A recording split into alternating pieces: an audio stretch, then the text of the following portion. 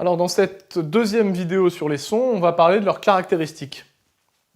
Alors pour commencer sur le son, une petite définition propre. Donc le son, c'est une onde produite par la vibration mécanique d'un fluide. Donc ce fluide, ça peut être un liquide, ça peut être un gaz, ou même dans un solide. Il peut être plus ou moins complexe. Donc par exemple, si je tape dans mes mains, ça a fait un son extrêmement simple, on va dire, pas très évolué, parce que j'ai compressé de l'air entre mes deux mains, et cette compression s'est propagée jusqu'au microphone de la caméra, et donc tu l'entends. Donc c'est bien ça, un son, c'est une vibration mécanique d'un fluide, et cette vibration, après, on verra dans d'autres vidéos comment l'obtenir, mais là je t'ai montré par exemple un claquement de main, mais évidemment il y a des instruments de musique qui font ça beaucoup mieux. Donc après, concernant les sons plus ou moins complexes, on va commencer par le plus simple, qu'on va appeler son pur. Celui-ci, c'est quand l'onde est de type sinusoïdal. Alors comment obtenir cette onde-là? Techniquement, on a un instrument de musique ou un diapason. Comment obtenir sur un écran une sinusoïde? Eh bien, il faut mesurer ce son, cette vibration.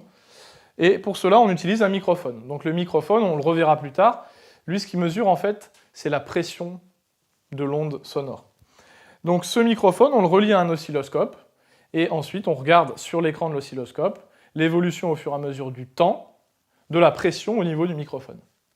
Donc si tu mets un diapason à côté, le diapason techniquement c'est lui qui envoie un son bien pur, bien sinusoïdal, tu verras sur cet oscilloscope une jolie sinusoïde se dessiner, et à partir de là, je te renvoie à la vidéo d'avant, tu pourras mesurer avec ton oscilloscope la période en secondes de cette onde, et du coup avoir sa fréquence. Alors maintenant, qu'est-ce que c'est qu'un son complexe? Déjà, c'est pas un son pur, donc il ne sera pas décrit juste par une sinusoïde, il sera décrit par quelque chose de plus compliqué. Donc là, sur l'oscilloscope, tu vas mesurer quelque chose de beaucoup plus compliqué, comme par exemple ça. Donc tu vois, ça apparaît assez chaotique, mais quand même, tu remarques qu'il y a un motif qui se répète. De ce point-là, du départ jusqu'ici, ça forme un motif et il va se répéter. Tu vois que ce maximum ici, on le retrouve là et on le retrouve là. Donc il y a quand même une période là dans ce signal qu'on pourrait mesurer. Donc on va parler de fréquence fondamentale, on verra ça dans une autre vidéo. Donc un son complexe, tu vois qu'a priori, son onde est plus complexe qu'une simple sinusoïde. Alors maintenant, comment on peut décrire un son? Quelles sont les caractéristiques mesurables?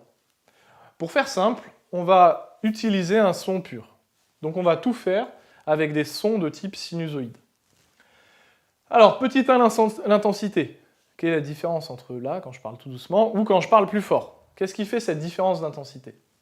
Là encore, on place le microphone et on mesure. Voilà ce qu'on va obtenir dans le cas d'un diapason où tu as tapé assez fort dessus. Donc le son est fort.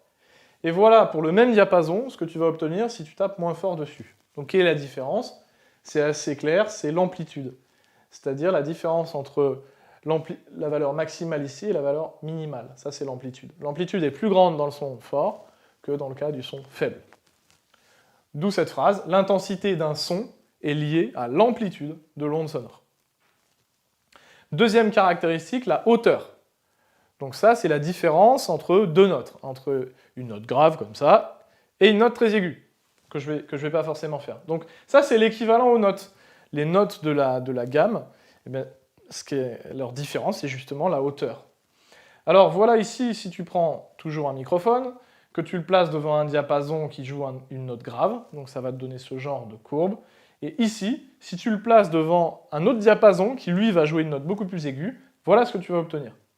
Quelque chose de beaucoup plus resserré dans le temps. Qu'est-ce qu'on peut mesurer là sur ce genre de courbe? On peut mesurer la période. La période, c'est la distance entre deux maxima successifs. Donc la période, ici, elle est grande, ici, elle est petite. Et tu sais que la fréquence, c'est l'inverse de la période. Donc si la période est grande et ici petite, ça veut dire qu'ici, la fréquence est petite, et ici, la fréquence est grande. Donc on peut conclure que plus le son est aigu, ici, plus la fréquence est grande. Maintenant, une troisième caractéristique, c'est le timbre.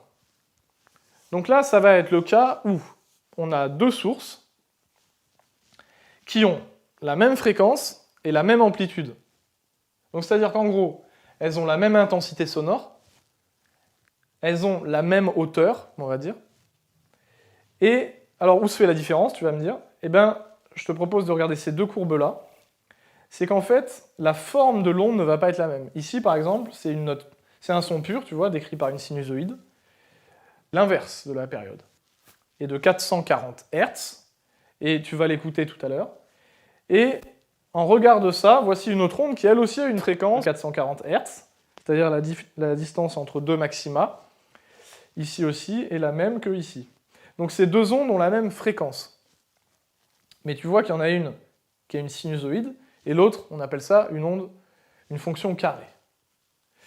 Eh bien, je te propose d'écouter ces deux sons, et tu vas voir que le timbre est différent, c'est-à-dire que la perception de la note est légèrement différente. Tu sens qu'elles n'ont pas la même connotation. Ça, c'est le timbre.